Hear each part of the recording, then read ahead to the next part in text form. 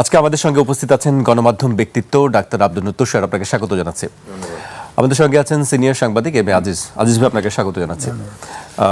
আমরা দেখলাম যে সম্প্রতি বিএনপি তাদের প্রার্থী তালিকা ঘোষণা করেছে, যদিও বলছে যে সেটি চূড়ান্ত নয়, আরও হিসেব নিকেশ আছে।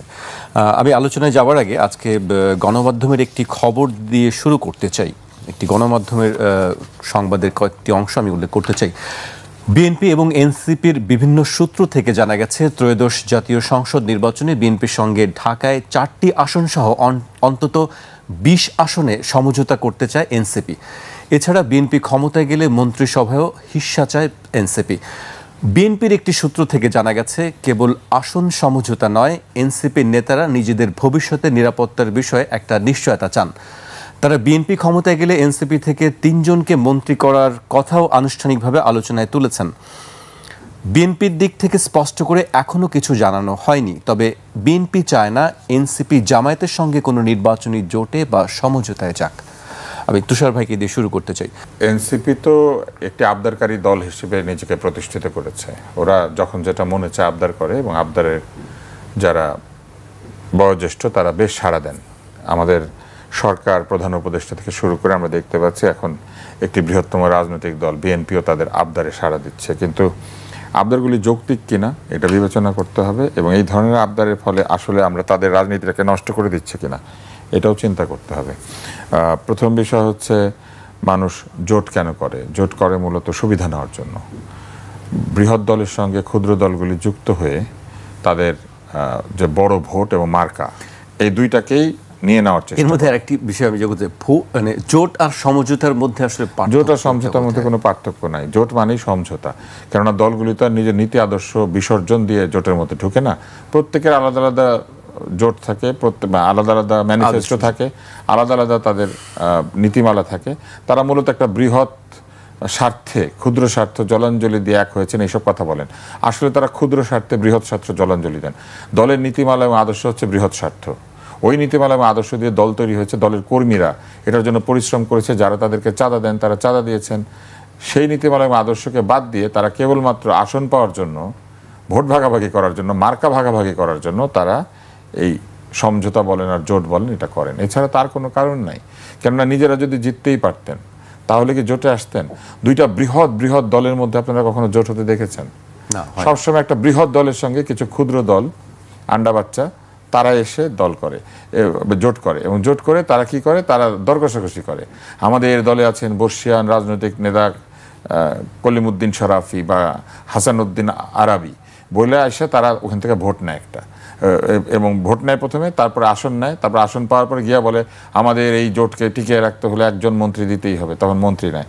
এখন দেখেন যে দল জীবনে ইলেকশনে দাঁড়ায় নাই, আমি অবশ্য যে নামগুলি ব্যবহার করেছি এগুলা কারো নাম না, এগুলা হচ্ছে কারোর সাথে মিলে গেলে এটাতে কারো কিছু মনে করার না, এটা কাল্পনিক।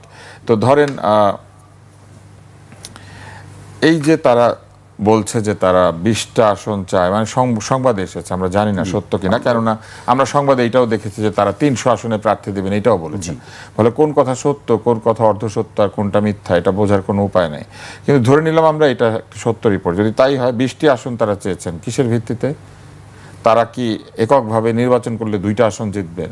তারা কি নিশ্চিত? তাহলে সেটা তাদেরকে দেখানো উচিত প্রথমে, যে আমরা এককভাবে নির্বাচিত হওয়ার সক্ষমতা রাখি। তাহলেই কেবল তারা দর কষাকষিতে যেতে পারেন। যে দলের এককভাবে নির্বাচিত হওয়ার কোনো ইতিহাস নেই, যে দল এককভাবে নির্বাচিত হতে পারবে কিনা সেটা নিয়ে সন্দেহ আছে, যারা কিনা ছাত্র সংসদ নির্বাচনে নিজেদের সমর্থিত লোকজনকে দেওয়ার পরে তারা সর্বনিম্ন ফলাফল পেয়েছে, জামানত থাকলে বাজেয়াপ্ত হতো, সেই দল এসে বলছে যে তরুণরাই আমাদের শক্তি, তাদের ভোট আমরা পাবো। তো তাদের ভোট পেলে আপনারা ছাত্র সংসদ নির্বাচনে এত কম ভোট পেলেন কেন? এটা কিন্তু কোনো উত্তর নাই। এখন তাদের সঙ্গে যদি 20টি আসনের ভাগাভাগি এবং মন্ত্রী তারা চান, তাহলে আমি বলবো এটা জাতীয়তাবাদী দল বসে সিদ্ধান্ত নিতে পারেন। আমি মনে করি যে এই ধরনের আলোচনা যদি তারা নিজেদেরকে যুক্ত করেন, আমি মনে করি এটা তাদের একটি বিশাল রাজনৈতিক ভ্রান্তি। কেননা জাতীয়তাবাদী দল যদি এইভাবে, যাদের জেতার কথা না, যারা ভোটে জিতবেন না, যাদের অনেকের জামানত বাজেয়াপ্ত হওয়ার আশঙ্কা আছে, তাদেরকে শুধু জিতিয়ে এনে একটা সংসদ যে অনেক লোকজন আছে এটা চিন্তা করেন, তাহলে কিন্তু এই সংসদের সঙ্গে আগের সংসদের কোনো পার্থক্য থাকে না। আগের সংসদে এরকম যাদের জেতার কথা না তাদেরকে আওয়ামী লীগ জিতিয়ে আনতে হবে, এখানে একটা গণতন্ত্র আছে এরকম ধারণা দেওয়ার চেষ্টা করতো। এটা একদম ভুল হবে। তারা যদি কাউকে জেতাতেই চান তাহলে মেধার ভিত্তিতে জেতানো উচিত। খুবই মেধাবী লোক মনে করেন, অসাধারণ মেধাবী রাজনীতিবিদ, দল নাই অথবা দল আছে কিন্তু অতি ক্ষুদ্র দল, এই ধরনের মানুষদেরকে যদি সংসদে আনা হয় তাহলে এই সংসদ অনেক কার্যকর হবে। কিন্তু যদি এইরকম দাবি দেওয়ার ভিত্তিতে, আবদারের ভিত্তিতে, যাদের কোনোভাবে জেতার সম্ভাবনা নাই, এমনকি কোনো ধরনের ট্র্যাক রেকর্ড নাই, যাদের সমাজসেবা করেছে, কোথাও পড়িয়েছে, কোনো একটা জায়গাতে গিয়ে স্বেচ্ছাসেবা দিয়েছে, শুধু বায়োডাটা নিক না, যে 20টা আসনে 20 জনকে তারা নমিনেশন দিচ্ছে তাদের বায়োডাটা নিক, বায়োডাটা নিয়ে দেখুক যে এই স্বল্প সময়ের মধ্যে তারা সামাজিক, সাংস্কৃতিক, রাজনৈতিক কোন সংগঠনে একটু স্বেচ্ছাসেবা দিয়েছে। একজন রাজনীতিবিদের যে বায়োডাটা, সেখানে সবচেয়ে বড় শক্তির জায়গা কোনটা জানেন? স্বেচ্ছাসেবা। পৃথিবীর যে কোনো দেশে ভলান্টারিজম থাকলে দলগুলি তাদেরকে জায়গা দেওয়ার চেষ্টা করে। কেন? কারণ তারা মনে করে যে লোক কিনা নিজের খেয়ে বোনের মোষ তাড়াতে পারে, তাহলে সেই লোক তো আসলে দুর্নীতিতে যাবে না। যে লোক নিজের পয়সা খরচ করে ভালো কাজ করতে পারে সেই লোক তো ভুল কাজ করবে না। জি, তো এইটা হচ্ছে একটা। আরেকটা জায়গা হচ্ছে, আপনি লক্ষ্য করলে দেখবেন, আমি দেখলাম গতকাল পত্রিকাতে ছবি এসেছে অনলাইনে, আর আজকে প্রিন্টেড পত্রিকাতেও ছবি এসেছে। আমি সমস্ত শ্রদ্ধা নিয়ে বলি, মীর মুগ্ধর ভাই স্নিগ্ধ, এই সরকার তাকে জুলাই ফাউন্ডেশনের প্রধান পদে বসিয়েছিল, এখন সে বিএনপি থেকে যোগ দিয়েছে। এই যোগ দেওয়ার যে শর্ত, এটা কি মেধা নাকি তার ভাইয়ের আত্মত্যাগ? যদি ভাইয়ের আত্মত্যাগ হয়ে থাকে তাহলে ভাইয়ের আত্মত্যাগের বিনিময়ে পদ পাচ্ছে, এটা কি মেধা না কোটা, না কোটা না মেধা? যদি তাই হয়ে থাকে, ভাইয়ের আত্মত্যাগের কারণে এরকম পদ পাওয়া, সদস্য পদ পাওয়া, যোগ দেওয়া, এরকম পাবলিসিটি পাওয়া যেতে পারে, তাহলে মুক্তিযোদ্ধাদের কি দোষ আছে? তাদের বাবা মা মারা গিয়েছে, তাহলে তাদের কোটা নিয়ে এত আপত্তির কি কারণ ছিল? তাদের কোটা নিয়ে এত অস্থিরতার কি কারণ ছিল? একই তো ঘটনা, ঘটনাটা একই না? জি। যার বাবা প্রাণ দিয়েছে, যার দাদা প্রাণ দিয়েছে, তারাও এটার বিনিময়ে কিছু এরকম পদ পদবি, এরকম প্রচারণা চেয়েছে। তো তাহলে এটা অন্যায়? ওইটা যদি অন্যায় হয়ে থাকে এটা কেন ন্যায়? আর এটা যদি ন্যায় হয়ে থাকে ওইটা কেন অন্যায়? মুগ্ধ যেদিন নিহত হয় সেদিন আমি লিখেছি ফেসবুকে, এবং শুধু লিখি নাই, বিরাট প্রতিবাদ করেছি। যেদিন ফায়াজ নিহত হয়, রেসিডেন্সিয়াল মডেল স্কুলের ছাত্র, সেদিন আমি প্রতিবাদ করেছি, আমি রাস্তায় দাঁড়িয়ে বক্তৃতা দিয়েছি। এখন মনে করেন আমি গিয়ে বললাম আমি এমপি হতে চাই। Is this really ethical? If I want to become an MP or he wants to become an MP, he will submit his quality, তাই না? উনি ওনার কোয়ালিটি বলবেন, উনি বলবেন যে উনি তার দীর্ঘ জীবনে উনি মানুষের জন্য কি করেছেন, সাধারণের জন্য কি করেছেন, কেন উনি মনে করেন যে উনি সংসদে যেতে পারবেন। আপনি আমাকে বলেন তো, কেন একজন লোক মনে করছে, এই যে যারা জুলাই বিপ্লবের নেতা, তারা কেন মনে করছে যে তারাই সংসদে যেতে পারবে? শুধু বিপ্লব করেছে সেই জন্য? যারা বিপ্লব করে তাদের সবার সংসদে যাইতে হবে? বা বিপ্লবী দলের নেতা যারা, তাদের সবার সংসদে যেতে হবে?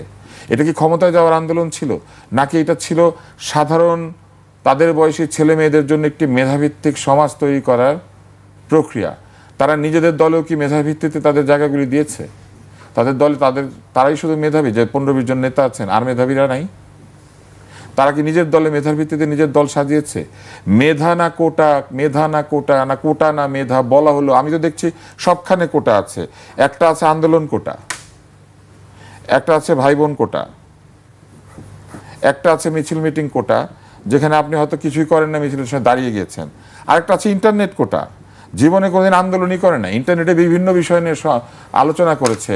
আপনার ফোড়া উঠলে কি করবেন, তারপরে আপনার যদি মাথা ঘুরায় কি করবেন, অথবা আপনি বেড়াতে গেলে কি করবেন, অথবা আপনি আকাশ থেকে যদি লাফ দেন তাহলে কিভাবে লাফ দিয়ে মাটিতে পড়বেন। তো এই ইন্টারনেট কোটা, এই মিছিল কোটা, এই ভাই বোন কোটা, আন্দোলন কোটা, আসল কোটা কোথায়? যোগ্যতার কোটা কোথায়? লেখাপড়ার রেজাল্টটা বলো তো সবাই, কে কততে পেয়েছো, কার জিপিএ কত, কে মাস্টার্স কমপ্লিট করেছো, আর কে গ্রাজুয়েশন, কার রেজাল্ট কি, একটু বলো। অথবা এটা বলো না, তোমরা না বিসিএস দিতে চাইছিলা, qualify? Those who have actually told us যে বিসিএস এ অন্যায় হয়, কোটার ভিত্তিতে রাষ্ট্র এবং সরকার লোকজনকে নিয়োগ দিয়ে মানুষকে অবিচার করে, তারা এখন কি করছেন? তারা চাকরি চান না, তারা ব্যবসা চান না, তারা উদ্যোক্তা হতে চান না। আমাদের প্রধান উপদেষ্টা বলেছিল যে তারা উনি বলেন ওনারা যেন উদ্যোক্তা হবেন। একজন লোক তো দেখি উদ্যোক্তা হতে চায় না, সবাই এমপি হতে চায়, সবাই সংসদে যেতে চায়। কেন? সংসদ কি কোনো চাকরি? সংসদ কি কোনো লাভজনক পদ? জীবনে তারা কোনো লাভজনক পদে গেলেনই না, চাকরি করলেন না, ব্যবসা করলেন না, পয়সা কামাই করলেন না, হঠাৎ গাড়িতে চললেন, হঠাৎ তারা নেতা হয়ে উঠলেন এবং তারপরে তারা হঠাৎ সংসদে চলে যেতে চাইছেন। যান, তারা কোনো অসুবিধা নেই, একা নির্বাচন করুক, প্রমাণ করুক যে মানুষের ভোট তাদের জন্য আছে, দাঁড়াক একা, প্রমাণ করে দিক যে জাতি তাদের সাথে আছে। সেটা তারা করতে চাচ্ছে না। তারা কার সঙ্গে যাচ্ছেন? সেই দলের সাথে যাকে তারা চাঁদাবাজির জন্য অভিযুক্ত করেছেন, যাদেরকে বলেছেন হ্যাঁ ভোটে জন্ম, না ভোটে শেষ হয়ে যাবে, যাদের মৃত্যু ঘণ্টা বেজে গেছে, কাবিননামায় সই করেছে, বুড়িগঙ্গার পানি দিয়ে তাদেরকে কাবিননামায় সই করেছে, বুড়িগঙ্গাতে নিয়ে ধোয়াবে, জমজম দিয়ে ধোয়ানোর চেষ্টা করেছিল। তাদের সাথে আবার কি যে আলোচনা করছে, এটা কিসের আলোচনা? এটা লোভের আলোচনা, লাভের আলোচনা, এটা সিটের আলোচনা, এটা আসনের আলোচনা, এটা মন্ত্রিত্বের আলোচনা। কোথায় লাখ লাখ ছেলে মেয়ের চাকরি, কোথায় লাখ লাখ ছেলে মেয়ের বৈষম্যহীন সমাজের প্রতিষ্ঠা? বরং এই যে অন্য দলের মধ্যে কোটা নিয়ে ঢুকে পড়া এবং অন্য দলের মার্কা ব্যবহার করা অথবা অন্য দলের ভোটার ব্যবহার করে নিজেকে বিজয়ী করার চেষ্টা, এইটাই তো কোটা। এইটাই তো যোগ্যতাহীনভাবে অন্যকে ব্যবহার করে নিজে লাভ করার চেষ্টা। নিজের যোগ্যতায় জ্বলে ওঠেন, হ্যাঁ, আপন শক্তিতে জ্বলে ওঠেন। জি, আমরা তো এটা দেখতে চেয়েছি। জি, আমরা সেটি সবাই দেখতে চাই যে আসলে নিজের যোগ্যতা দিয়ে কে কতদূর আগাতে পারে। আমি তুষার ভাইয়ের কাছে আবারও আসবো, এরপর যে আমি আজিজ ভাইয়ের কাছে আসতে চাই। আপনি নিশ্চয়ই গণমাধ্যমের এই খবরটি দেখেছেন, যেহেতু আপনি একজন সাংবাদিক হিসেবে জানেনও অনেক বিষয়, যে খবরে যেগুলো আসে না ভেতরেও অনেক খবর থাকে। আমরা ভেতরে একরকম দেখি, বাইরে আর এক রকম কথাবার্তা দেখি। আমি এনসিপি নেতা নাসিরুদ্দিন পাটোয়ারি একটি কথা বলছেন যে আসনের লোভ দেখিয়ে গণতন্ত্রের পথ রুদ্ধ করা হচ্ছে। বিএনপি কি আসলে তাদেরকে আসনের লোভ দেখাচ্ছে, নাকি তারা আসলে আসন চাইছে? আমরা গণমাধ্যমে দেখছি তারা আসন চাইছে। আজিজ ভাই, ধন্যবাদ আপনাকে, তুষার ভাইকে ধন্যবাদ। তুষার ভাইয়ের অনেক কথার সাথেই আমি একমত। কারণ হচ্ছে, ধরেন এবারে আরপিও সংশোধনী হয়েছে, সেখানে কিন্তু বলা আছে যে জোট করলেও যার যার প্রতীকে নির্বাচন করতে হবে। তো সুতরাং জোট করলেও যদি আলাদা নির্বাচনী ভোট করতে হয়, তাহলে একটা পিআর সিস্টেমের দাবি আছে না? উনি জোট সিস্টেমে আলাদা প্রতীকে নির্বাচন করবেন, আলাদা ভোটটা কাউন্ট করে তার অনুপাতে সিট পাই নিতে হয়। এটা যায় না কেন? সেই আগের সিস্টেম, ইলেকশন আনলেই জোট করো, ছোট দলগুলোকে বড় দলের প্রতীক নিয়ে ভোট করে ভোট বেশি পাক, এরপরে বার্গেনিং। হ্যাঁ, আপনি এই জন্য আমি বলছি যে এবারে যে জোট, ধরেন এনসিপির কথা, এনসিপি এমনভাবে চলছে যে এটা যাই বলেন না কেন, এটা কিংস পার্টি, এতে কোনো সন্দেহ নেই। আলাদা যদি নির্বাচন করে, আমি আগেও বলেছি এখনও বলছি যে তাদের একটি সিটও জামানত থাকবে না, একজনেরও না, যাই বলেন না কেন। তাহলে তাদের আসনের লোভ দেখাচ্ছে কারা? আসনের লোভ দেখাচ্ছে কে? বক্তৃতা স্টানবাজি তো অনেক হয়। বিএনপি হয়তো কোনো, কারণ জোটের একটা রেস উঠছে না, ইসলামিক দলগুলো নিয়ে জামাত একত্রিত করার চেষ্টা করতেছে। এখন এনসিপি, এবি পার্টি, এগুলো মিলে একটা দল করার চেষ্টা করতেছে। করুক না, ছোট দলগুলো একটা করুক, সমস্যা নেই। কিন্তু আমার কথা হলো, জোটে যতক্ষণ পর্যন্ত আদর্শের মিল না থাকবে, ওই জোটে কিন্তু কোনো কাজ হবে না। জামাতের সাথে জোট ছিল না বিএনপি, জোট না, তারা বলছেন সমঝোতা। সমঝোতা হলে তাহলে আলাদা জোট করার দরকার নেই। আলাদা সমঝোতা, বিএনপির ভোট শাপলাকে দিক, শাপলা কলিকে দিক, শাপলার কলি বিএনপিকে দিক। শাপলা কলির সিট কিন্তু কিছু কিছু ছাড়তেছে, তারা বলতেছে রেসপেক্টের কারণে। তারা বলছে যেখানে 300 আসনের প্রার্থীতার কথা বলছে, কিন্তু বেগম খালেদা জিয়ার সিটে তারা প্রার্থী দেবে না। মানে তারা দাঁড়ালে কি খালেদা জিয়ার সঙ্গে কন্টেস্ট হবে বা খালেদা জিয়া হেরে যেতে পারে এরকম না? তারা বলছে তার প্রতি সম্মান রেখে তার সিটে প্রার্থী দিবে। বিএনপির তো আরো অনেক নেতা আছে, সম্মানীয় নেতা আছে, তারেক রহমানের সিটও দিবে না। এরপরে আরো সিনিয়র যারা আরো, সেটা আপনার কাছে মনে হয়েছে, এই দুইজনকে স্মরণ করা যায় তাদের বিবেচনায়, তাদের সিটে কোনো প্রতিদ্বন্দ্বী দিবে না। হ্যাঁ, এখন আপনি এটার উল্টো ব্যাখ্যা দিতে পারেন, দিয়েও লাভ নাই, বাক্স খালি, বাক্সর ভিতরে হাত দিতে হবে ব্যালট আছে কিনা। সেটা তো আপনি বলতে যাবেন না। আমার কথা হচ্ছে তারা বলতেছে তাদের সম্মান দেখিয়ে, যেহেতু তারা গ্রেট লিডার, তাদের সম্মান দেখিয়ে তাদের এগেনস্টে কোনো প্রার্থী দিবে না। আমার একটি বক্তব্য, আমি তুষার ভাই এক সাইড বলছে, আমি বলি দেখেন, এই ক্লাস 8 থেকে আপনার মাস্টার্স পর্যন্ত এই কয়েকটি ব্যাচের ছাত্র আন্দোলনে নেমেছিল, তাদের মনোজগতের বিরাট পরিবর্তন ঘটে গেছে। কথা বলার সময়ই বলে জেনজি ছাড়া চলবে না। 4 কোটি ভোটার তরুণ, সুতরাং এই 4 কোটি ভোটার হচ্ছে ডিটারমিনিং ফ্যাক্টর রেজাল্টের জন্য। কিন্তু বোঝে না এখনও সমাজের কালচার কিন্তু যায় নাই। আমার ফ্যামিলিতে 72 জন সদস্য, আমার ফ্যামিলিতে 45 জন ভোটার। আমার তো ধারণা আমার কথার বাইরে একটা ভোটও যাবে না, তরুণ থাকলেও যাবে না। এটা কী দিয়ে পারবেন? গ্রামের ভোট আপনার এই গরম পানি ঠান্ডা পানি খাওয়ায়া, গরুর মাংস খাওয়ায়া ভোট কিন্তু সহজে হবে না। হবে, কিছু হবে, হবে না তা বলছি না, দরিদ্র দেশে এটা হইতে পারে। কিন্তু আমার বক্তব্য হচ্ছে যে সংসদ নির্বাচন আর কোনো ইনস্টিটিউশন নির্বাচন এক না। এখন তাদের যে মনোজগতের পরিবর্তন, আপনি বলেন তো দেখি, নেপালে সব ছাত্ররা প্রতিষ্ঠানে ফেরত গেছে, শিক্ষা প্রতিষ্ঠানে। শ্রীলঙ্কায় সব ছাত্ররা শিক্ষা প্রতিষ্ঠানে ফিরে গেছে। আর আমাদের সরকার প্রধান বলে সবাই উদ্যোক্তা হব, অথচ তার লিস্ট দেখলে সে সব নিয়ে ফেলাইছে। উদ্যোক্তা হবে কি দিয়া? ব্যবসা নাই, বাণিজ্য নাই, কি দিয়ে উদ্যোক্তা হবে? এখন সবাই বিশেষ দেওয়া রেখে এখন সবাই একবারে মন্ত্রী এমপি হইতে চায়। অনেকের পড়াশোনাও শেষ হয়নি, এটা শেষ হয় নাই, শেষ হওয়ার সম্ভাবনাও কম, ওই দিকে নজর নাই তো। এখন আমি যেটা বলছি, এখন এটা অটোমেশনের যুগ, চতুর্থ শিল্প বিপ্লবের যুগ। আমাদের প্রবাসী আয়, এখনও প্রবাসী আয় আমাদেরকে বাঁচিয়ে রেখেছে। করোনা কালেও কৃষি প্রবাসী আয় বাঁচিয়ে রেখেছে। আগামী 10 বছর পরে, 8 থেকে 10 বছর পরে কোনো প্রবাসের লোক নেবে না, কারণ উচ্চমানের প্রযুক্তি সারা বিশ্বকে রোল করতেছে।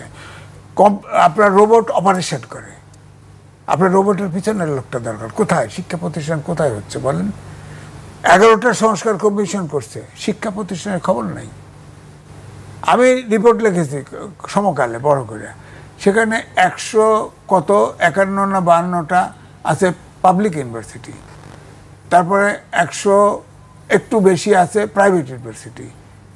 আপনার আলিয়া মাদ্রাসা আছে 151টি, আর 60,000 আছে কওমি মাদ্রাসা, যেখানে সরকারের প্রতিনিধি নেই, বোর্ড তারা সার্টিফিকেট দিচ্ছে।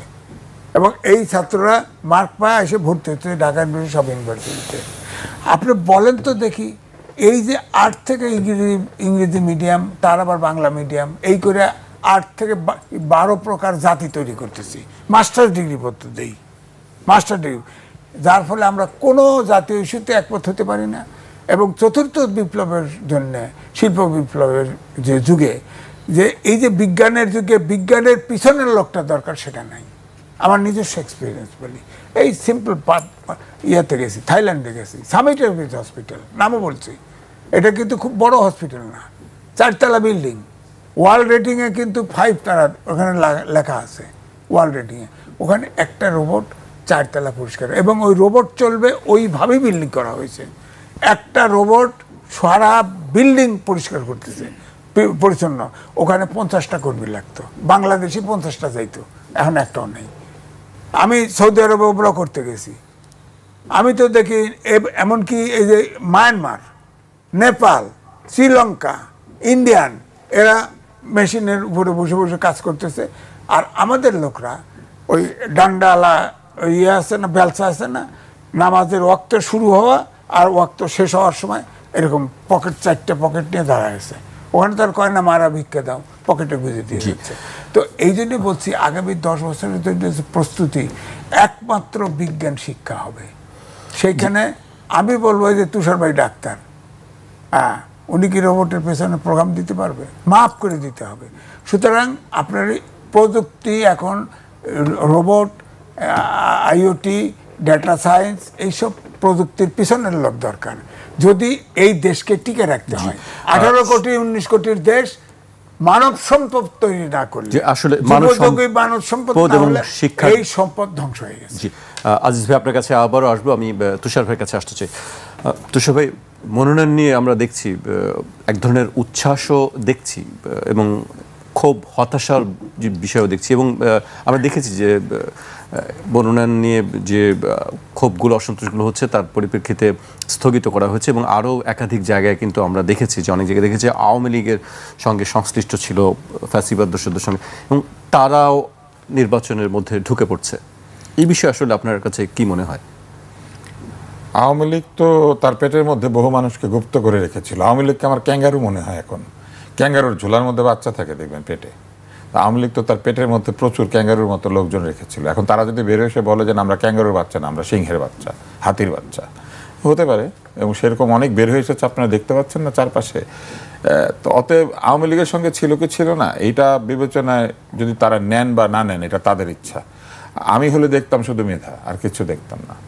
কারণ মেধাবী লোক তো সব জায়গায় দরকার আছে। আপনি যখন বাজারে যান, আপনি জিজ্ঞেস করেন কোন ক্ষেতে হলুদ হয়েছে কিংবা কোন ক্ষেতের মরিচ, আপনি দেখেন কোনটা আসলে ভালো মরিচ, কোনটা আসলে ভালো হলুদ, মান দেখেন। মানুষের মান দেখবেন, মানুষের মান দেখে তাকে চিন্তা করবেন যে আপনি তাকে গ্রহণ করবেন নাকি করবেন না। অতএব দল তার সিদ্ধান্ত নিতে পারে কে আওয়ামী লীগ করেছিল, কে জামাত ইসলাম করেছিল, কে কমিউনিস্ট পার্টি করেছিল। তাকে যদি সে মনে করে যে ওই এলাকায় জেতার জন্য, ওই এলাকাতে সেই আসলে সবচেয়ে জনপ্রিয় ভালো মানুষ, নমিনেশন দিতে পারে। এখন দলের লোকরা যদি তাকে মেনে নিতে না চায়, দলকে মানানোর ব্যবস্থা কে করবেন? নেতারা করবেন, যারা কিনা এই নমিনেশনটা দিয়েছেন অথবা যারা সিদ্ধান্ত নিয়েছেন তারা বোঝাবেন কি কারণে কেন এটা হয়েছে। আমি সবসময় মনে করি যে বাংলাদেশের রাজনৈতিক দলগুলিতে মনোনয়নের ক্ষেত্রে এবং নেতা নির্বাচনের ক্ষেত্রে কোনো স্ট্যান্ডার্ড অপারেটিং প্রসিডিওর ছিল না, কোনো মান নিয়ন্ত্রণের কোনো পদ্ধতিও ছিল না। এখানে প্রথম মান নিয়ন্ত্রণ হয় আপনি কোন বংশে জন্মেছেন। আপনার আব্বা এমপি হলে আপনি এমপি হতে পারবেন। আপনার আব্বা যদি 2বার এমপি হয়ে যান তাহলে তো আপনার অনেক চান্স বেড়ে গেল। 3বার যদি হয়ে থাকেন তাহলে আপনি হবেনই, এরকম একটা ব্যাপার হয়ে গেল। তার মানে প্রথম হচ্ছে পিতা কোটা, মাতা কোটা। তারপরে পিতা মাতা কোটার পরে যেটা এসে দাঁড়ায় সেটা হচ্ছে শক্তি কোটা। শক্তি কোটা কেমন? আপনি যদি এলাকাতে সবাইকে ডান্ডা মেরে ঠান্ডা করতে পারেন, ওনাকে লাগবে কেন? আর ওনার কন্ট্রোলে জায়গা। আরে উনি থাকবে জনগণের কন্ট্রোলে, উনি কেমনে জনগণ কন্ট্রোল করে? কিন্তু আপনি দেখবেন বলে আওয়ামী লীগও ছিল, বিএনপি তো আগে ছিল, এখন আছে কিনা আমি জানি না, তো অমুককে উনি এলাকা কন্ট্রোল করে, এলাকা কন্ট্রোল করার জন্য ওনাকে দরকার। আমরা শুনি যে আধিপত্য, হ্যাঁ এই হ্যাঁ শক্তি কোটা, হ্যাঁ। তারপরে আছে অর্থ কোটা। অর্থ কোটাটা কি? হঠাৎ করে তারা আসেন, ওনারা অনেক বড় উদ্যোক্তা, জীবনে সফল হয়েছেন, অনেক পয়সা করি হয়েছে, জীবনের নামের শেষে একটা এমপি না থাকলে কেমন লাগে? ওনার বন্ধুর আছে, ওনার আগে প্রতিদ্বন্দ্বী ব্যবসায়ী ঢাকার মেয়র হয়ে গিয়েছে, তাহলে ওনারও তো একটা কিছু লাগবে। উনি আসেন, উনি এসে অর্থ কোটায় যুক্ত হন। তারপরে আছে আবেগ কোটা। আবেগ কোটাটা কি? আমার ভাই প্রাণ দিয়েছে, আমার বোন প্রাণ দিয়েছে, এটা আবেগ কোটা। এবং সবশেষে আসে হলো কি? কর্মী কোটা। উনি দলের জন্য অনেক কিছু করেছেন, তো দলের জন্য যখন উনি কিছু করতে যাবেন তখন বলে তোমার মতো অনেকেই করেছে, কত হাজার হাজার লোক আছে, এটা দেখা যাবে, দলের স্বার্থে মেনে নাও। হ্যাঁ, সিআইপি XYZ তাকে মেনে নাও, অমুককে মেনে নাও। আবার এটাও বলে দেয় এই আসন তো তোমাদের জন্য না, এটা তো আগের থেকে পরিবারের কাছে আছে, এটা তুমি পাবে না। কর্মীরা বা ত্যাগী যারা আছে তারা কতকাল ধরে মেনে নেবে? এটা কিন্তু আজকের বিষয় না, এটা কিন্তু বহু যুগ যুগ ধরেই চলছে। ওনাদের কাজ ত্যাগ করা, এটা বুঝে নিতে হবে, বুঝছেন না? ওনারা ওই যে কুয়াতে পানি উঠে মনে করেন, এই কুয়ার কাজ কি? আমি এটি কোনো রাজনৈতিক দলের ক্ষেত্রে বলতে চাই না, কুয়াতে আপনি দেখেন কুয়াকে আমরা কত অসম্মান করি। আমরা কুয়া বলে বলি কুয়ার ব্যাঙ, কিন্তু এই কুয়ার পানি আপনি খান। বাংলাদেশে হাজার হাজার কুয়া ছিল, একসময় লোকে পানি খেত। হ্যাঁ, মজার ব্যাপার কি জানেন? কুয়ার কাজ কি? কুয়া হাজার হাজার বছর ধরে কি করলো? বাংলাদেশের জনগণকে পানি খাওয়ালো। টিউবওয়েল এসে শেষ করে দিল কুয়া। কেন? না না, টিউবওয়েল তো খুবই দরকার। তবে টিউবওয়েলের মধ্যে আর্সেনিক আসলো, তারপরে বললো না না এটা হবে না, ফিল্টার বানাও। শেষ পর্যন্ত বিজয়ী হলো কে? ফিল্টার। তো ভাই কুয়ার পানি তো ফিল্টার করতে পারতি, টিউবওয়েল বসাইলি কেন? তাই না? জি, ঘটনাটা এইরকম। এই যে কর্মীরা হচ্ছে ওই রকম, কর্মীরা হচ্ছে ত্যাগ স্বীকার করবেন, ত্যাগ করাই তাদের কাজ। তারা যখন বেঁচে থাকবেন তারা ত্যাগ স্বীকার করবেন, আর মরে গেলে তাদের নামের শেষে লেখা হবে উনি এই এলাকার একজন ত্যাগী, নিষ্ঠাবান, সৎ, পরিশ্রমী, হ্যাঁ ওরকম ছিলেন, নেতা ছিলেন। হ্যাঁ, তার মৃত্যুতে একটু শোক প্রকাশ করা হবে, তারপর মিলাদ হবে, ভুলে যাবে। এবং আমাদের এই কর্মীদের উপরে দল তৈরি হয়, কিন্তু কর্মীরা কখনো তাদের মেধা এবং যোগ্যতার মূল্যায়ন পান না। এমনকি আপনি সবসময় দেখবেন এদেরকে বলে তৃণমূল, মানে এরা ঘাস আর অন্যরা হলো বৃক্ষ। বুঝতে পারছেন? এটা নিয়ে আমার একবার বিরাট তর্ক হয়েছিল। আমাকে একজন লিখেছিলেন যে এই আমরা বিতর্ক আন্দোলন করতাম, তো সেখানে একজন চিঠি দিয়েছিলেন যে বিতর্ক আন্দোলনে আমাদের এই কলেজের সংগঠন হচ্ছে বৃক্ষ, আর যেখানে আপনারা হচ্ছেন তৃণ। তো তখন আমি লিখেছিলাম যে জি, আমরা তৃণ, কিন্তু তৃণই এই পৃথিবীকে ঢেকে রাখে। বৃক্ষ ঝড় হলে উপরে পড়ে যায়, এবং উপরে পড়ে ওই তৃণের ভোজ হয়, পোকামাকড়ের ভোজ হয়। তো আলটিমেটলি এই তৃণরাই দলটাকে টিকিয়ে রাখে, এদেরকে নাম দেওয়া হয় তৃণমূল। কিন্তু তৃণমূল কোনোদিনই দলের কাছে প্রকৃত সম্মান পায় না। জি, তুষার ভাইয়ের কথা শুনছিলাম আমরা। আজিজ ভাই, মনোনয়ন নিয়ে আপনার বক্তব্য জানতে চাই। না দেখেন, মনোনয়নের জন্য আমার কাছে বিশেষ করে আমি বলবো একটা পজিটিভ দিক হচ্ছে আপনার দেশ নির্বাচনী ট্রেনে উঠে পড়ছে। এখন যেটা জুলাই সনদ নিয়ে যে বিতর্কটা এসছে, জুলাই সনদে বিএনপির অভিযোগ যে যেগুলো তারা সমঝোতা করেছিল এটা ফাইনাল সনদে এটা নাই, বিশেষ করে নোট অফ ডিসেন্টগুলো নাই। তো বিএনপি তাদের শেষ কথা বলেছিল যে না, আমরা যেটা স্বাক্ষর করেছি ওটার বাইরে আমরা যাব না। তো এখন যেহেতু এরপরে বলা হলো, সরকার থেকে বলা হলো যে আপনারা ঐক্যমত করে আসেন, হ্যাঁ, তাহলে সেটা তারা নিবে। কিন্তু এটা তো হবে না, কারণ জামাতের তরফ থেকে বলল যে আমরা বিএনপির সাথে আলোচনা করতে চাই, আবার সাথে সাথে মাঠে নেমে গেল আন্দোলনে। তাহলে আলোচনাটা হবে কি করে? এখন পুরোপুরি বলা হয়েছে যদি তারা না দিতে পারে 7 দিনের মধ্যে, তাহলে প্রধান উপদেষ্টা একটা সনদ ঘোষণা করবে। এখন ওই জায়গায় দেখার বিষয় ওখানে আবার কোন ঝামেলা বাজে। এখানে দুইটাই ঘটতে পারে। ওটা যদি দেখা যায় যে সবার সাথে ব্যাকগ্রাউন্ড আলোচনা করে টুরে যদি দেয় একটা কিছু সমাধান, তাহলে একটা গিলেটুরের মতো সবাই নির্বাচনের স্বার্থে সব ছাড়টার দিয়ে জয়েন করবে। আর যদি দেখা যায় অনুরূপ আছে, অর্থাৎ এই নির্বাচনটা পিছানো বা না হওয়ার কোনো ষড়যন্ত্রের অংশ থাকে, হ্যাঁ, তাহলে একটু প্যাচ লাগাই দিবে, ইলেকশন হবে না। আপনি কি এখনো পর্যন্ত, আমরা দেখেছি যে 3 তারিখে সরকারের পক্ষ থেকে বলা হয়েছে রাজনৈতিক দলগুলোকে একসঙ্গে বসে ঐক্যবদ্ধ সিদ্ধান্ত দিতে, আপনি কি এখনো পর্যন্ত আপনার খবর আছে যে আসলে রাজনৈতিক দলগুলো সে ধরনের কোনো বসছে বা আলোচনা করছে? আমার ধারণা তারা বসবে না, আমার ধারণা তারা নিজেরা বসবে না।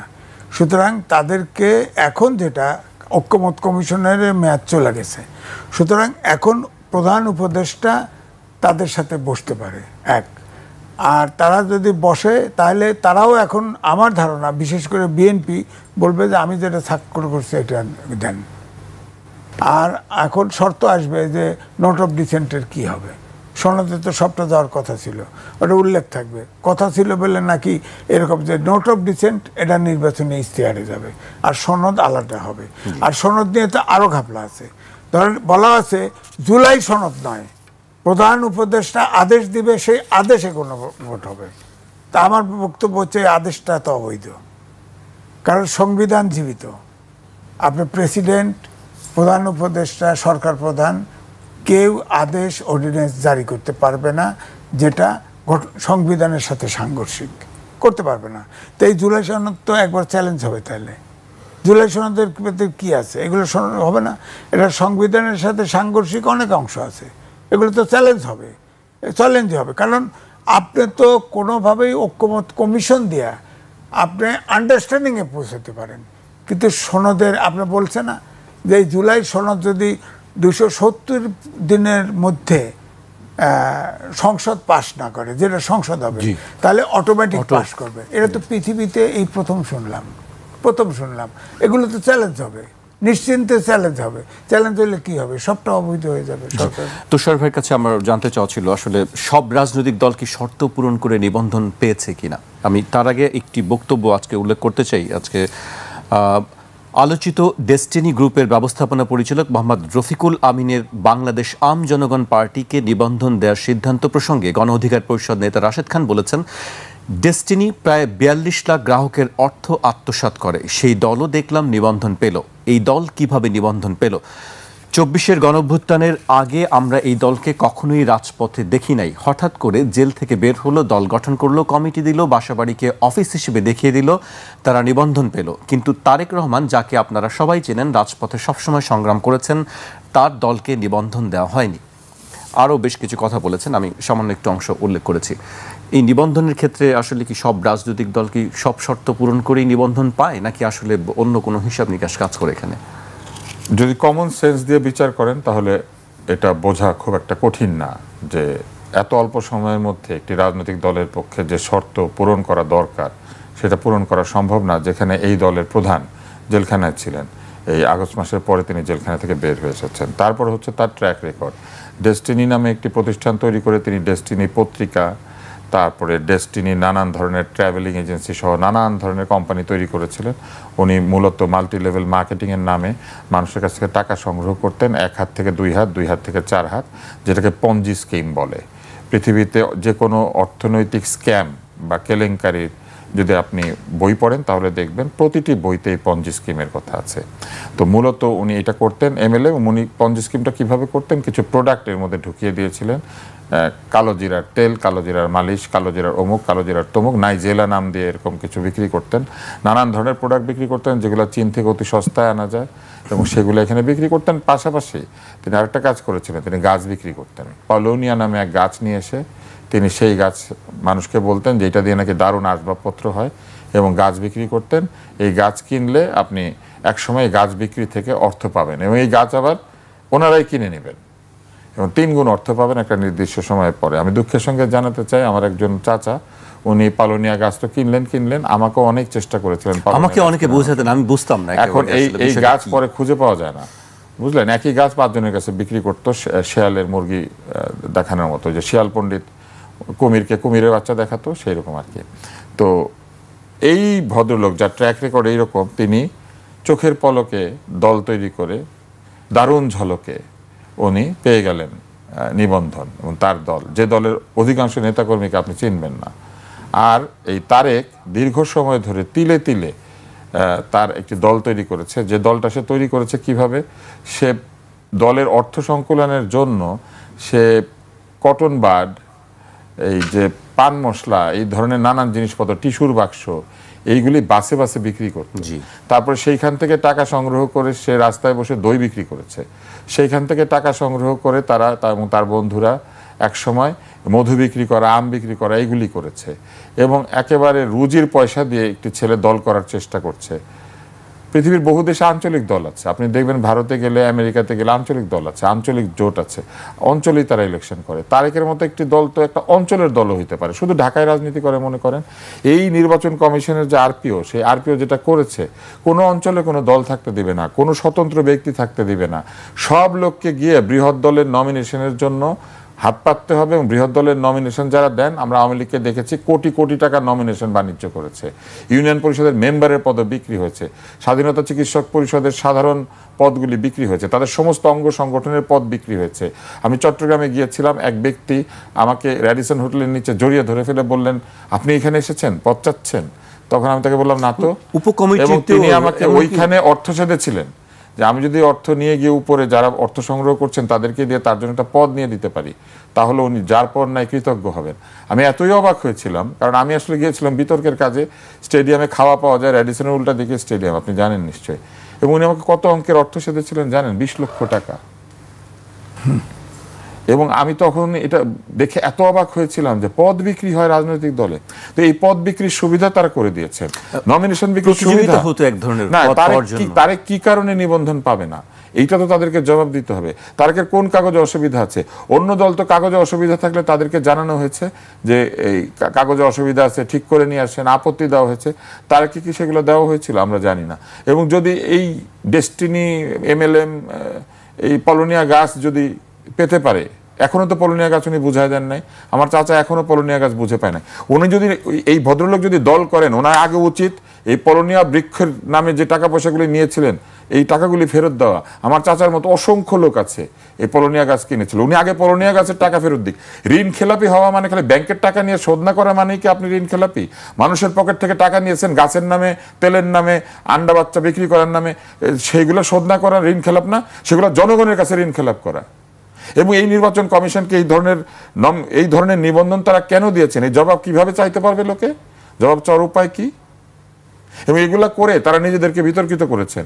আজকে তারেক যে সামনে বসে অনশন করছে, আপনি দেখবেন এই ছেলেটার নৈতিক মনোবল এতখানি বেশি যে এই ছেলেটা একা একটা ছোট্ট কাগজের মধ্যে একটা ব্যানার ছাপায় নাই, এইরকম সৎ ছেলে দরকার, নাকি কোটি কোটি টাকা মানুষের কাছে চাঁদা নিয়ে নিজের ছবি দিয়ে, নিজেদের লোকজনের ছবি, পরিবার পরিজন, পুরো বংশের ছবি পিছনে এবং সামনে লাগিয়ে দিয়ে যারা বড় বড় ব্যানার বানাচ্ছেন, সেরকম নেতা আমাদের দরকার? এই তারেক একটা কম্পিউটারে প্রিন্ট আউট নিয়ে ওখানে বসেছে, আর সামনে পিছনে লক্ষ টাকার ব্যানার লাগিয়ে যারা রাজনীতি করেন, ব্যানারের পয়সা কোত্থেকে আসে? আম বিক্রির টাকার থেকে, মধু বিক্রির টাকার থেকে। এই সব জিনিসের জবাব একদিন না একদিন এই দেশের জনগণ কিন্তু চাইবে। আমি থাকি, উনি থাকুক কিংবা না থাকুক, একদিন এইসবের জবাব কিন্তু দিতে হবে, এবং সেই জবাব দেওয়ার ক্ষেত্র তৈরি করার চেষ্টা করা হচ্ছে এখানে। আমি এখনো মনে করি যে তারেকের দলকে নিবন্ধন দেওয়া উচিত, এবং কেন দেওয়া হয় না এটা ব্যাখ্যা দেওয়া উচিত, এবং কি কারণে এই জাম জনতা না কোন জনতা পার্টি একটা, সে তারা পেয়ে জনগণ পার্টি, সে তারা কি করে পেয়েছে, আগে পলনিয়া গাছ ফেরত দিয়ে তারপরে নিবন্ধন নিক। জি, তুষার ভাইয়ের বক্তব্য শুনছিলাম আমরা। আজিজ ভাই, আসলে নিবন্ধনের শর্ত কি বা কোন, আমি যেটি প্রশ্ন ছিল তুষার ভাইয়ের কাছে, কি শর্তটা কি, সেই সবাই কি শর্ত পূরণ করে নিবন্ধন পায়? না, নিবন্ধনে তো ব্যাপারটা হলো যে রাজনৈতিক দল করে তো দেশ এবং জনসেবার জন্য, কিন্তু এই নিবন্ধনের যে শর্তগুলি তৈরি করা হয়েছে সেটার ধারের কাছে নেই। যে আপনার 200 ইউনিয়ন পরিষদ, 200 জেলায় থাকতে হবে, ইউনিট থাকতে হবে, সংগঠন থাকতে হবে, তার অফিস থাকতে হবে। অফিস হলো কি গোডাউন, অনেক লেখালেখি হয়েছে না, গোডাউন, বাসা বাড়ি, একটা ঠিকানা দিছে আর কি, এগুলো নিবন্ধন পাইছে। তো এই সরকারের এই নিবন্ধন দেওয়ার ঠেকাটা কি? হ্যাঁ, আমার কথা হলো যেটা কোয়ালিফাই করে না তাদের যে শর্ত, আপনি বলেন তো 200 ইউনিট করা এটা কম কথা? নিশ্চয়ই এখানে জোড়াতালি হয়েছে। হ্যাঁ, একই ব্যক্তি, কুমিরের বাচ্চা 2 জায়গায় দেখা, নাহলে 200 জায়গায় করতে পারবে কি করে? আপনার অফিস নাই, অফিস নাই, নিবন্ধন দেয় কেমনে করে দেখে? গোডাউন আছে, শ্বশুর বাড়ির ঘর, বাড়ি, আরে বাড়ি দেখাইলে তো হইলো, তা না, বিল্ডিং নাই, গোডাউন, এই সেই রাস্তাঘাটে একটা ঠিকানা দিয়ে নিবন্ধন নিয়ে গেছে। এই রাজনৈতিক দল এতজন, ইতিমধ্যে কিন্তু আপনার 52টা নিবন্ধিত দল। এটা ওনারা কিভাবে নেন? এই নিবন্ধনটা আপনি বলছিলেন যে কিছু নাই তারপরে নিবন্ধন নেন, ওনারা কিভাবে নেন? এটাই তো প্রশ্ন, কিভাবে নেন? আমরা তো বলি না যে গাছ বিক্রি করছে টাকা নিয়ে, আমরা তো বলতে পারতেছি না, কারণ কোন জায়গার থেকে কি হয় কে জানে। নাহলে অফিস নাই, নিবন্ধন পায় কি করে? অফিস নাই, এটা তো আগে যে যতগুলো দিয়েছে সবগুলো নিয়ে রিপোর্ট হয়েছে, তো নিবন্ধন নাই। এখন ধরেন এই যে তারেকের কথা উঠছে, এতে অনেক কষ্ট করে ধরেন রাজনীতি করতেছে, তাকে আমরা সামনের সারিতে দেখেছি, রাজপথে দেখেছি, আন্দোলনের সময় সামনে, ঠিক আছে, কিন্তু শর্ত যে নিবন্ধনের যে শর্ত কোয়ালিফাই হয়তো করে নাই, দেয় নাই, মানে সে একাই মাত্র শর্ত পূরণ করেনি, আপনি সেটি বলতে চাচ্ছেন? না, তা বলতে চাচ্ছি না। অর্থাৎ যে শর্তটা নিবন্ধন পাওয়ার জন্য করছে, এটাই আমার কাছে অযৌক্তিক, এটাই অযৌক্তিক। আপনি ধরেন এই যে ধরেন আগে বরাবর ছিল যে জোট করলে আপনার যে কোনো জোটের প্রতীক, যে কোনো দলের প্রতীক নিতেও পারে, নাও নিতে পারে, তার খুশি। এখন জোট করলেও যার যার প্রতীকে ইলেকশন করবে। এটা নিশ্চয়ই একটা মিশন আছে, ভিশন আছে, টার্গেট আছে, যাতে না হয়। এখন ধরেন অনেকগুলো ছোট ছোট দলও তো আছে জোটের ভিতরে, আছে না? তারা তো এখন ভোট পাবে না, তারা তো আউট, অঙ্কুরে বিনষ্ট। একদিক থেকে ভালো, ছোট ছোট বাতি জ্বালায় দোকান খুলে লাভ কি? এটাও ঠিক, এটাও আছে। অনন্তকাল ছোট ছোট দোকান, তাফালিক পার্টি জন্ম দিয়ে লাভ কি? আবার বড় দল যেগুলো আছে সেগুলোর উপর তো নির্ভর করা যায় না। 54 বছরে বলে অনেক সূচকে এগোইছি, বড় দলগুলো তো গণতান্ত্রিক ব্যবস্থায় ফিরতেছে না। তো তাহলে আমরা যাবোটা কোথায়? আমরা জনগণ যাবোটা কোথায়? কার উপর তো নির্ভর করতে পারছি। আমরা কোথায় যাবো আসলে? কিন্তু আপনি শুধু এই হিসাবটা দেখেন, 200 অফিস যদি লাগে, 10,000 টাকা যদি অফিসের ভাড়া হয়, মাসে 20 লক্ষ টাকা লাগবে অফিসের ভাড়া, এবং তাকে বছরে গুণ করলে আপনি 2,40,00,000 টাকা। আর ওই অফিসকে চা নাস্তা, বিদ্যুৎ বিল, গ্যাস বিল, পানি বিল, ট্যাক্স, এগুলো যদি দিতে হয়, তাহলে আরো কমপক্ষে 10,000 টাকা করে হইলো, আরো 2,40,00,000 দিতে তো হবে। কেন দিতে হবে না? যদি দিতে হয় আমি জানি না। তাহলে এই যে 4,80,00,000 টাকা বাৎসরিক খরচ, তারেক সেটা জোগাড় করবে কোত্থেকে? চাঁদাবাজি না করলে। ওরা চায় লোকে চাঁদাবাজি করুক, ওরা চায় লোকে অসৎ পথে টাকা উপায় করে সেইভাবে খরচ করুক। কি কারণে আলাদা করে অফিস নিতে হবে? দলের আবার অফিস লাগে নাকি? আজকে সারা দুনিয়া ভার্চুয়াল অফিস হয়ে গিয়েছে। আজকে সারা দুনিয়ার লোকে বাড়ির মধ্যে থেকে অফিস করে। দল করতে কি কারণে অফিস লাগবে? আজকাল লোকে ইমেল করে, টাইপরাইটার লাগে না, কিচ্ছু লাগে না। আজকাল লোকে ফোন করে, আজকাল লোকে ছবি পাঠায়, ডকুমেন্ট পাঠায়, ফ্যাক্স মেশিনও লাগে না। পেপারলেস হয়ে গিয়েছে আজকে সারা দুনিয়া। এইরকম জায়গাতে এসে ওনারা বলছেন অফিস লাগবে, ওখানে লোক লাগবে, ওইখানে বাতি জ্বলতে হবে। কেন? কি কারণে বাতি জ্বলতে হবে? একটা লোক যদি মনে করে যে ঢাকা শহরের মাঝখানে বসে সে একটা দল করবে, সে অধিকার কেড়ে নেওয়ার এটা তাদেরকে কে দিয়েছিল? এগুলো সব হচ্ছে সংস্কারবাদীদের কাজ। আমি আপনাকে বলি, এইগুলা করেছিল, এই আরপিও সংশোধন হয়েছিল 1/11-এর পরে। এবং এই যে এইসব জিনিস করা, ওনারা নাকি নির্বাচনের খরচ কমায়। নির্বাচনের খরচ আপনি কমাতে যাবেন কেন? আপনি রাজনৈতিক দলের খরচ কমান। নির্বাচনের খরচ কমায় দিকে খরচ কমেছে? প্রত্যেকে মিথ্যা কথা লাগে। নির্বাচনে যে হলফনামা পুরা নির্বাচন, এই নির্বাচন হবে সম্পূর্ণ মিথ্যা হলফনামার উপরে। প্রতিটি প্রার্থী মিথ্যা হলফনামা দিবে। তারা একটা অঙ্ক বলবে যে আমি এত টাকা খরচ করব, ইম্পসিবল ওই টাকা দিয়ে নির্বাচন করা। গতকালই একজন প্রার্থী আমাকে বলেছে মিনিমাম 10 কোটি টাকা লাগবে যদি সে সামান্য যদি খরচ করে। তাহলে প্রতিটি প্রার্থী ওখানে মিথ্যা হলফনামা দিবে।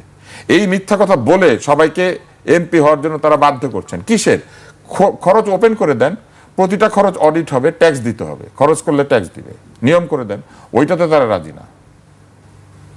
আমি আগে একটা শোতে বলেছিলাম যে হলফনামার বিষয়টি আসলে যে গোড়াতেই গলদ থেকে যায়, যে আমি হলফনামাতেই আমি মিথ্যা তথ্য দিয়ে আমি একটি বিষয়ে কম্পিট করছি। না, এটা তো বটেই। আপনি ধরেন এবারে আছে, যদি ব্যাংক ডিফল্টার হয় নির্বাচন করতে পারবে না, কিন্তু ব্যাংক ডিফল্টারের যে আইনটা ওটা কিন্তু বদলায় নেই। অর্থাৎ আমি 100 কোটি টাকা ব্যাংকের লোন আছি, আমি যদি 2% দিয়ে দেই আমার টাকা হোয়াইট, ঠিক আছে, তাহলে লাভ কি? যে ইলেকশন করবে, যারা 100 কোটি টাকা ব্যাংকেতে মেরে দিচ্ছে, সে 2% দিয়ে হোয়াইট করবে, হোয়াইট করে এমপি হয়ে 100 কোটি টাকা চুরি করবে, চুরি করে পে করে দেবে। সমস্যা কি? সমস্যা কি?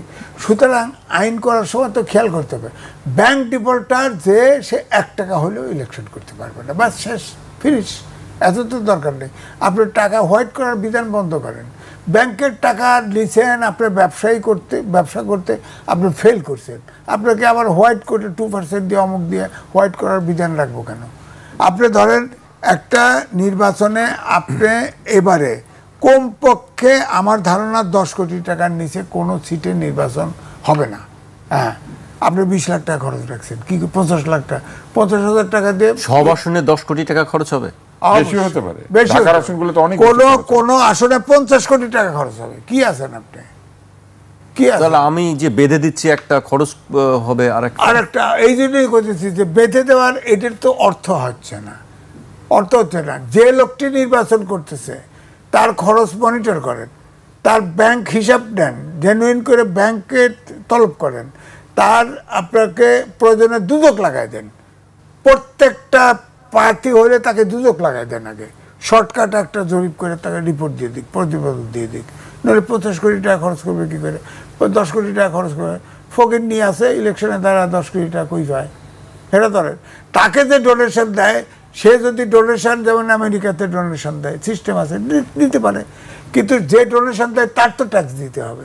ওপেন করে দিকটা যে আপনি যদি ডোনেশন নিতে পারেন, কিন্তু ডোনেশন যিনি দেন তিনি ট্যাক্স দিবেন, যিনি টাকাটা নিলেন তিনিও তো এই টাকাটা খরচ করবেন, তার ডিক্লেয়ার করবে না? তার তো ডিক্লেয়ার করবে, অ্যাডজাস্ট করতে হবে তো ভবিষ্যতে। সুতরাং পুরাটাই কারচুপির মধ্যে এই নির্বাচনটা, পুরাটাই শুরুতেই আপনি ধরেন চোর বানায় কেমনে, যেমন তুষার ভাই বললো, আমি ধরেন ইলেকশন করলাম, 10 কোটি টাকা খরচ করলাম, তাহলে এই 10 কোটি টাকা উঠাতে হবে না?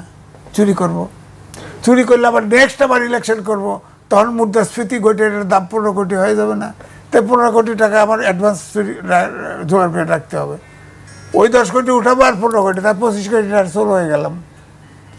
এইভাবেই হয় না? হ্যাঁ, সিস্টেম বানায় ফেললো তো, সিস্টেম বানায় ফেললো। এখন তো টাকা বানানো ছাড়া মানুষের, আমি কিন্তু বারবার বলি যে এই দেশের মানুষের মনোজগৎ সবাই দূষিত হয়ে গেছে। আমরা যারা সৎ আছি তারা সুযোগ পাই না, অথবা অল্প কিছু লোক কঠিন করে সৎ আছি, আমাদের মর্যাদা নেই, আমাদের কেউ জিগায় না, পাত্তাও দেয় না। টাকা না হলে মর্যাদা নেই, এই অবস্থা আছে। টাকা হলে ধরে নাই যে উচ্চ কক্ষ নিম্ন কক্ষ হচ্ছে। দুটো প্রস্তাব আছে, একটা হচ্ছে যে আপনি আগে ইলেকশন কমিশনকে 100টা জনের নাম দিবেন, নাম দিলেন, যত পার্সেন্ট ভোট পাবেন উপর থেকে তত পার্সেন্ট সিট হবে। আরেকটা হচ্ছে প্রস্তাব আছে যে না, ইলেকশনের পরে আপনার ওই যত পার্সেন্ট সিট পাবে অত পার্সেন্ট ওই যে মহিলা কোটার মতো অত পার্সেন্ট উচ্চকাকে দেওয়া হবে। তো এটা সিট বেচা কেনা হবে না। এই প্রসেসে এই সুদে টাকালারা ঢুকবে, ব্যবসায়ীরা ঢুকবে। যেমন ওই যে আস্তে আস্তে দেখা গেছে না 66%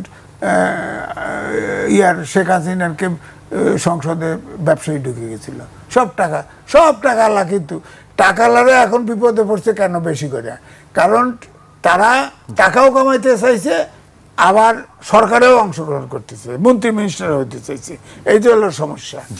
শেষ করবো আমরা, একেবারে শেষ পর্যায়ে চলে এসেছি। রাজনীতির বাইরে আরেকটি বিষয় দিয়ে আমি শেষ করতে চাই। তুষার ভাইয়ের কাছে আমি জানতে চাই, আমরা দেখেছি যে গতকাল বাংলাদেশ ক্রিকেট দলের ব্যাটিং কোচ হিসেবে আশরাফুলকে নিয়োগ দেওয়া হয়েছে এবং তারপরে আজকেই আমরা দেখলাম যে মোহাম্মদ সালাউদ্দিন পদত্যাগ করেছেন। এই বিষয়গুলো নিয়ে একটি টানাপোড়েন চলছে ক্রিকেট বোর্ডে বেশ কিছুদিন ধরেই। ছিল একটা খেলা ক্রিকেট, ওইটাকেও 12টা বাজানো হচ্ছে এবং 12টা বাজানোর নমুনা তো দেখতে পাচ্ছেন। আশরাফুলকে আমি খুবই পছন্দ করি, কিন্তু ব্যাটিং কোচ হিসেবে তার গ্রহণযোগ্যতা কি, এটার তো একটা ব্যাখ্যা দিতে হবে। আর দ্বিতীয় হচ্ছে যে ব্যাটিং কোচ ছাড়াও ব্যাটিংয়ের একটা বিষয় ছিল আশরাফুলের সাথে। ফলে ব্যাটিংয়ের দায় অভিযুক্ত কোনো ব্যক্তিকে দিয়ে আমরা যদি মনে করি যে ক্রিকেটারদের মনোবল মানে উচ্চে নিয়ে যাওয়া যাবে, এটা কেন তারা সিদ্ধান্ত নিয়েছেন আমি জানি না। আর যদি আশরাফুলই ব্যাটিং কোচ হতে পারে মেধার কারণে, তাহলে আশরাফুলের মতো মেধাবী ব্যাটসম্যান কিন্তু আরও আছেন, তারা কেন ব্যাটিং কোচ হচ্ছেন না? ফলে অনেক ধরনের বিষয় আছে।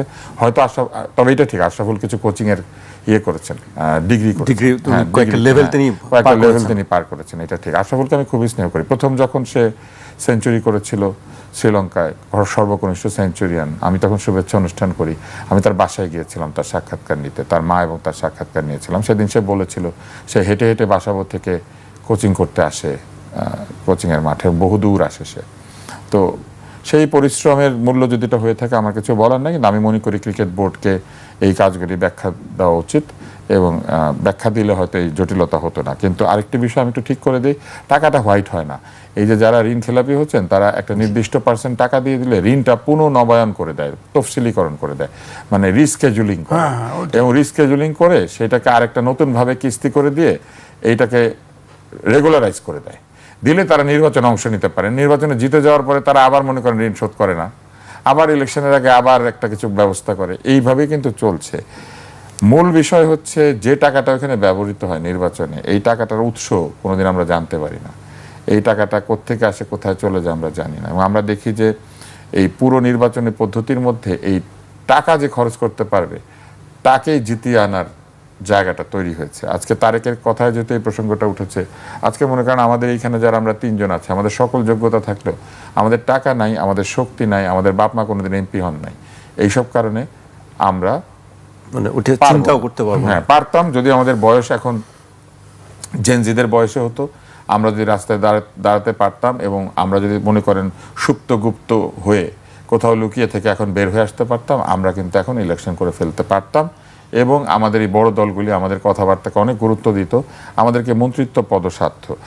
যে দেশে মেধার কোনো মূল্য নাই, যে দেশে মেধাবী ব্যক্তির কোনো সম্মান নাই, যে দেশে প্রতিবাদের ভাষাকে গালি হিসেবে স্বীকৃত করা হয় এবং বলা হয় গালি হচ্ছে প্রতিবাদ, যে দেশে ভাষাহীনতাই হচ্ছে ভাষা, যে দেশে কুৎসিত অকথ্য ভাষা হচ্ছে রাজনীতির ভাষা, যে দেশে পরস্পরকে অপমান করতে পারার মধ্যে হচ্ছে আপনার শ্রেষ্ঠত্ব, সেই দেশে যখন নির্বাচন হয় তখন সেই নির্বাচনে যারা আসেন, আমি শুধু এতটুকুই বলবো, কিচ্ছু করার দরকার নাই, একটু টেলিভিশনে এসে বিতর্ক করেন না, একটু দেখি আপনারা কেমন কথা বলেন, দেখি তো দেশ ও জাতি নিয়ে আপনাদের ভাবনা কি, দেখি তো জীবনে কোনোদিন অর্থনীতি, রাজনীতি, ধর্ম, সমাজবিজ্ঞান এইসব বিষয়ে আপনারা নিজের পক্ষে পড়াশোনা করেছেন কিনা, একটু আসেন না, সর্বশেষ যে বইটা পড়েছেন সেটা নিয়ে একটা বক্তৃতা দেন দেখি, সর্বশেষ যে 10টা বই পড়েছেন একটু বলেন দেখি। কেউ লিখে না দিলে পারবে না, এমনকি নিজেদের ফেসবুক নিজেরা চালাতে পারে না, লোক রাখে বেতন দিয়ে। সেই সব লোকেরা যারা নিজেরা ফেসবুক চালাতে পারে না, তারা ওইখানে প্রবেশ করবে এবং করে কি করবে, চতুর্থ শিল্প বিপ্লব, 4th ইন্ডাস্ট্রিয়াল রেভলিউশনের জন্য জাতিকে প্রস্তুত করবে। এইটা বানান করে লিখতে পারে কয়জন? একটু আসেন না, আমরা একটা পরীক্ষা নেই, যারা দাঁড়াবেন এইবার। অবশ্যই এটি প্রশ্ন। পয়সা কামিয়েছেন খুব ভালো কথা, অনেক ধনী হয়েছেন খুব ভালো কথা। পয়সা কামানো ধনী হওয়া এটা কোনো সফলতা না। পয়সা সোয়ারি ঘাটের মাছের আড়তদারও কামায়, পয়সা সফলতা না। একটু প্রমাণ করেন তো দেখি দেশ ও জাতির জন্য নিজের পয়সা কত খরচ করেছেন, নিজের